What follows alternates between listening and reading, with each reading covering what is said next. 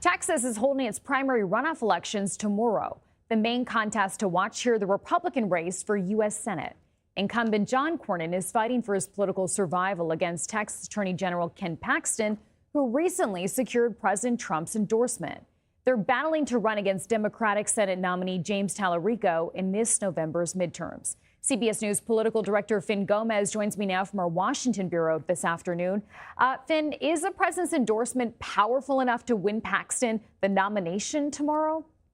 Hi, Chanel. Look, I spoke to both Texas Republican and Texas Democratic sources who say that, say almost universally, their expectation is that because of the president's endorsement in this race, Paxton easily comes out on top.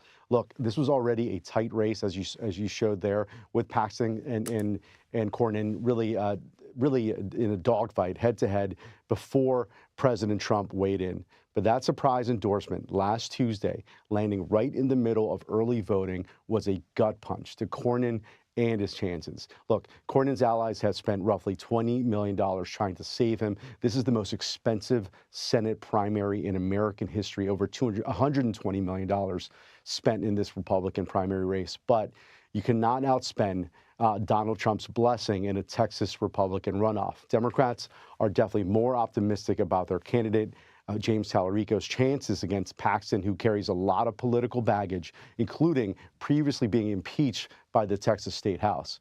Meanwhile, Paxton's team is already focused on the potential general election matchup and has already started negative ads against Tallarico, calling him weird and too liberal for ruby red Texas. Chanel.